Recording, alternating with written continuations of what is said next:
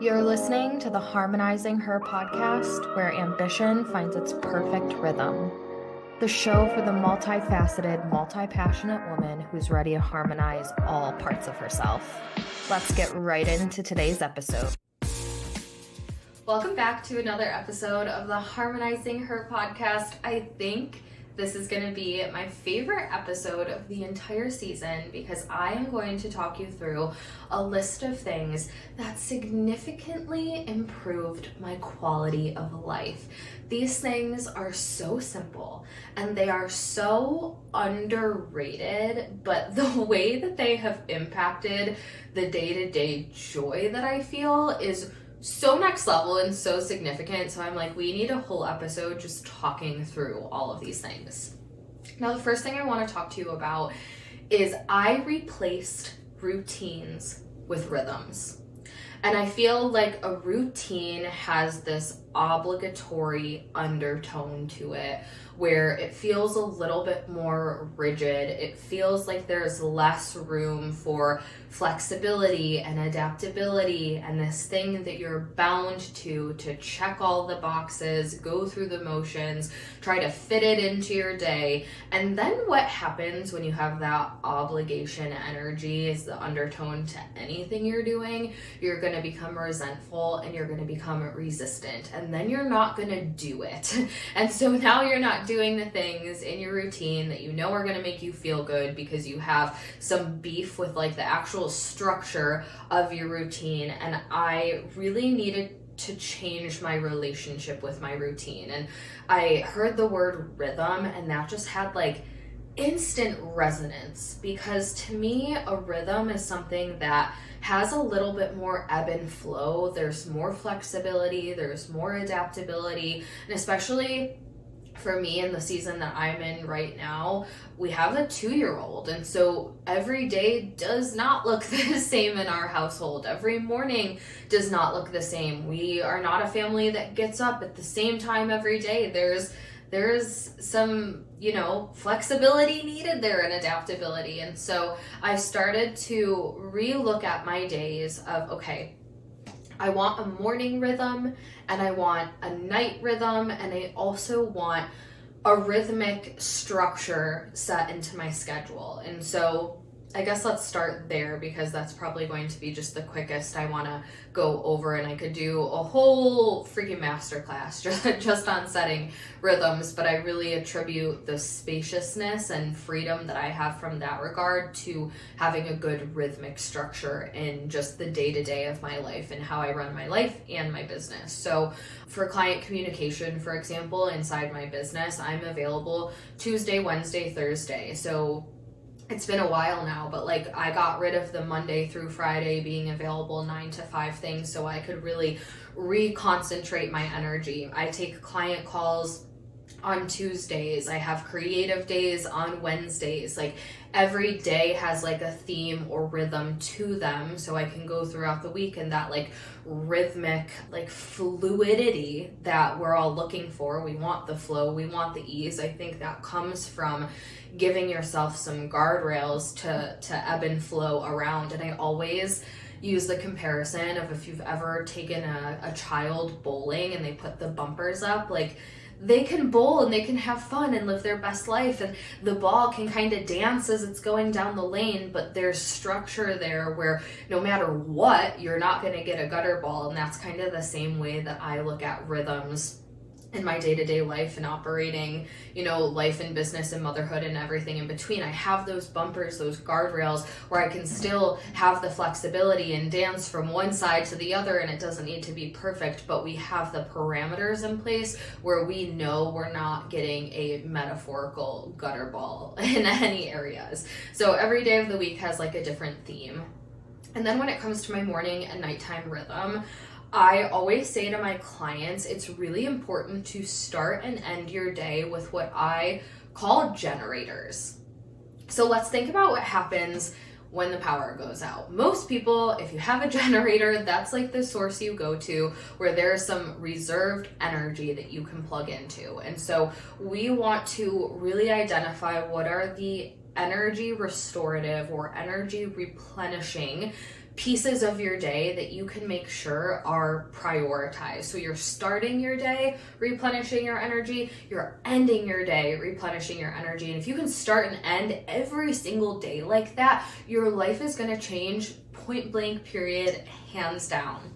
And so for me, when I think about the morning specifically, I'm such a morning person. I love morning workouts. I love eating a big breakfast. I love starting the day with some music and movement. And those are the things that feel like generators for me. So if I'm looking at my morning rhythm, we always are going to have a workout, we're always going to have breakfast, and we're always going to have like a getting ready session of some sort, playing some music or a podcast in the background.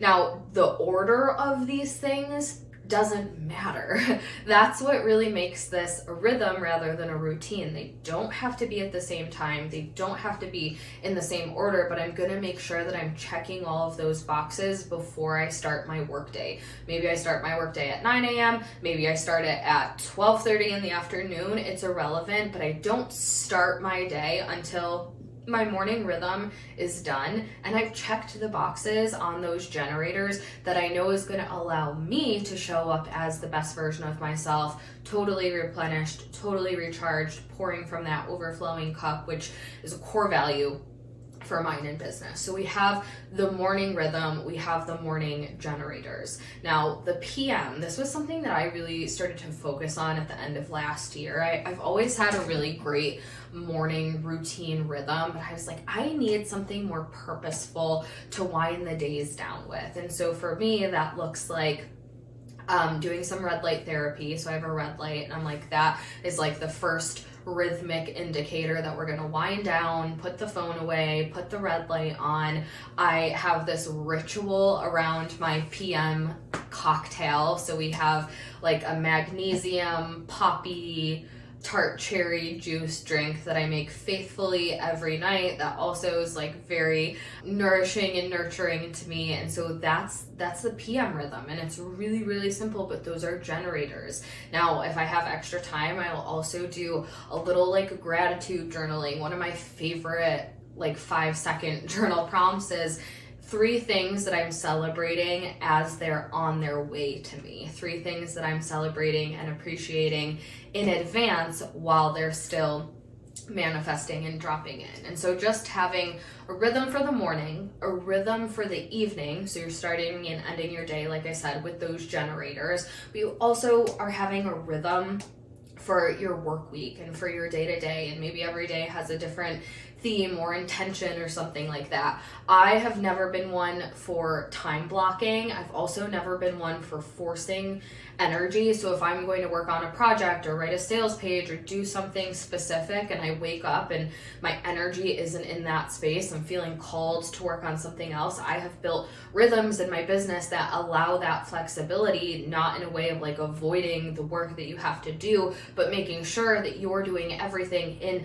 the highest, most supercharged, focused and concentrated energy, and rhythms have really helped me accomplish that. So number 1, replace your routine with a rhythm. Now the second thing, this is a big intention that I set going into 2024. I told my friends a couple of weeks ago, it is one of my goals and intentions every single month out of the year to initiate some sort of get together or dinner party with my friends. If you guys follow me on Instagram, you know that I love to host. I love hosting parties. I love themed parties. I love getting my friends together.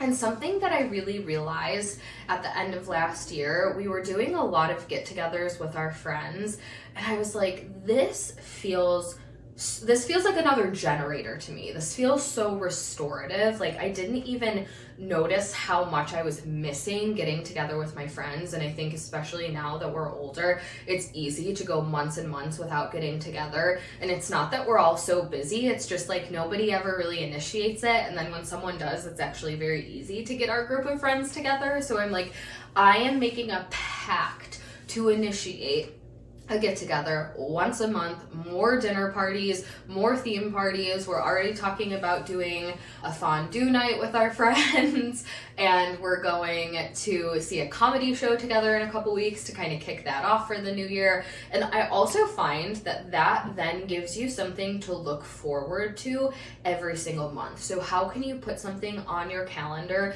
that you can really feel that like eagerness and hype and anticipation and excitement and build up every month out of the year? That's always one of my favorite feelings when we're planning vacations. Me and my mom always say the vacation's awesome, but like the best part is actually the anticipation leading up to the vacation and planning and the countdown and packing, and we're gonna have so much fun. Like that vibe, if we can infuse that more into our life every single month, it's going to drastically improve the quality. So life hack, put something on the calendar every single month that you can look forward to and initiate plans with the people you love. Send out the group text, reach out to an old friend, get a coffee date on a calendar, go see a comedy show. You will thank yourself. Every single time I get together with my friends, I'm like, I'm so glad someone initiated this. I'm so glad that we made plans and all got together. Like, it genuinely is so nourishing to the soul. So that's the second thing. The third thing, this is for all my coffee girlies, okay? The third thing that drastically improved my quality of life this year is mastering my at-home coffee. I got so fucking sick of Starbucks this year.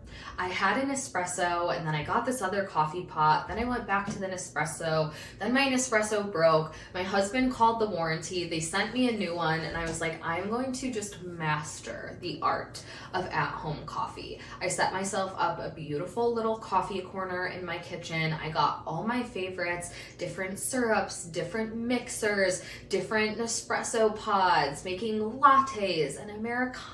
And I actually just recently this week made my own salted maple pre-made cold foam, but I am like a straight barista at home. And anytime that I want like a decadent, high quality coffee, I can just stroll into my kitchen.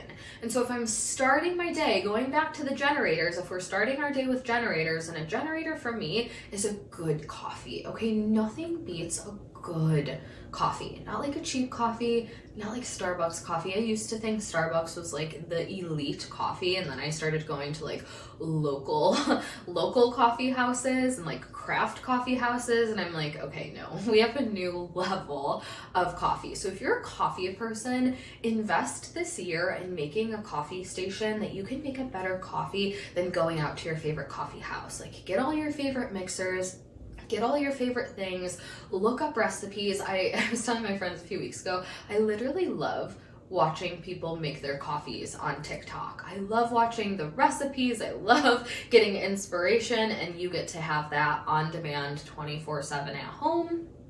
Yes, please. Okay. And this kind of brings me to the next thing, which if you are a client of mine, if you're in my membership, this is something I talk about all the time.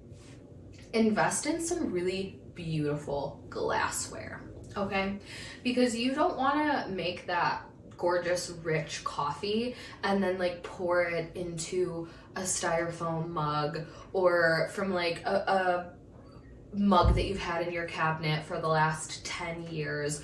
There's something that feels so rich and so wealthy about having nice glassware. So I have these like beautiful, chunky, thick little glass espresso pods. I have these other like big glass ones for when I'm making a latte. I have another set in my Amazon cart right now that's like really beautiful bubble cups. I have another cup that has like these little gems all over it. But invest in some glassware. It doesn't need to be expensive. Like, my favorite pieces are literally on Amazon. I have my clients ask for them all the time because I'm always like, if you want to feel energetically wealthy, drink out of a stunning, gorgeous cup every single day. And I always also say I love glass straws, and this might be like the most niche specific thing I've ever said, but I love when I have like a nice glass straw and a nice cup and that like little clinking noise as I'm swirling my coffee. I'm like, I just feel like the richest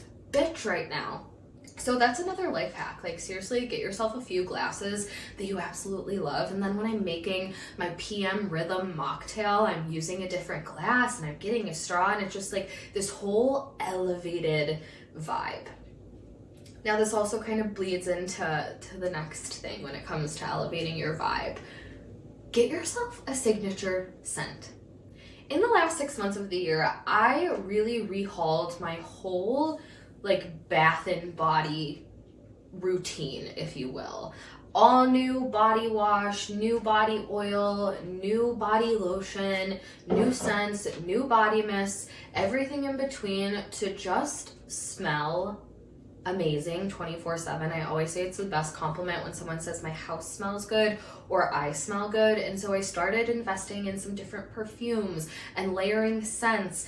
And I've never been a vanilla person at all, ever. But this year, for some reason, I became a vanilla whore and just wanted everything to smell like vanilla. And so now every time I take a shower, it went from just this like mundane routine thing to this really elevated, luxurious experience, because now I have these beautiful shampoos and my favorite smell is everywhere, and I have a signature scent in my perfume, and then I get out and I have these beautiful lotions and oils, and it's this whole rhythm again that's a source of a generator. And they're so simple, like the things that I'm talking about, like laughing at this episode a little bit because they're so simple. Like, get yourself some beautiful coffee mugs, learn how to make a killer at-home latte, rework your body care routine, invest in fragrances that make you feel really wealthy. All of these things compound to create a better quality of life. And the thing that I want to end the episode with is the thing that I think brings all of these things that we've talked about together, which is really the concept of romanticizing your life every single day. I always tell my clients, if you can find the mundane moments, the routine moments, the things that you have to do no matter what anyway, the things that have even become unconscious and just a part of your day, like making your coffee, right? You can do that in a really unconscious way where you're like, I have this basic coffee pot, grab that mug that's been collecting dust for 10 years, make your coffee, go through the motion, take your shower, shampoo your hair, and like start your day. Or, like we've been talking about, you grab a gorgeous cup that you love and you grab your favorite straw and you make your favorite latte, and then you have your whole moment in the shower because every detail of it is romanticized, from your shampoo to your body oil to your spray to your lotion and everything in between. That then takes these mundane, average, everyday moments. You're gonna do the things anyway, right? You're gonna shower anyway. You might as well make it a luxurious part of your day. You're gonna drink a coffee every day most likely anyway, so why not extract that moment and make it something that feels so rich and so wealthy and so nourishing? Make those things that are boring or mundane or average, how do we turn them into generators and things that actually restore our energy and replenish us and make us feel really good and feel vibrationally wealthy, rather than just going through the motions? So I'm always looking for little pockets and opportunities of how can I better romanticize the boring moments of my life? How can I look at this rhythm in a different way? How can I look at this thing that I have to do anyway and make it even more special? Even when it comes to like cleaning the house, I get my beautiful pink JBL speaker out, I blast it, I have myself a whole moment, I have to do it anyway. Why not romanticize my life? The way that I kind of trained myself to start doing that too was actually creating content around these mundane things. And so I would take my phone out to like film myself making the coffee, or film myself getting ready, or make an aesthetic video of like lighting the candle or burning the sage or whatever it is, to capture the moment and make it romantic and look at it through a different lens of, this isn't just something I'm going through unconsciously and I'm checking off the list, but I'm purposefully creating beautiful moments every single day, and these moments fill my days fill my weeks and my months and my years and my life. And now all of a sudden our life is made up of these beautiful, romanticized, intentional little moments. And like I said, the things that we covered today, like, they seem basic and they seem simple, but I'm telling you, they make the biggest difference in how you feel from an energetic perspective, how you look forward to starting and ending your day. Like, I look forward to waking up and making my coffee. When you can have that eagerness and anticipation for life and meeting up with your friends and getting together with people who fill up your cup, that's what life is all about. So maybe you saw the episode or the title for today's episode and you're like, oh my gosh, these are going to be like the most radical, grandiose, like things that are totally going to change my life. But I want to let you in on a little something. It is very rarely the huge, grandiose things that change your life. What really changes your life is zeroing in on the little moments that matter and creating moments that matter on purpose, loving your life on purpose, creating a beautiful life on purpose, romanticizing the moments of your life on purpose, because otherwise life is just gonna come and go and slip through your fingers. And I don't know about you, but for me, I feel so devoted to making my life meaningful and beautiful on purpose. So I can't wait to hear which one of these things you try. If not all of them, DM me on Instagram. I would love to know what you thought of this episode, and I will see you next week. That's a wrap for this week's episode. As always, I'm your host, Taylor Slango, and it's my mission for this show to be a catalyst that empowers you to break free from all the boxes and stop trying to niche down who you are. Make sure to stay connected by subscribing to the show, going to taylorslango.com/podcast to join the free Harmonize weekly newsletter, and connecting with me on Instagram @TaylorSlango.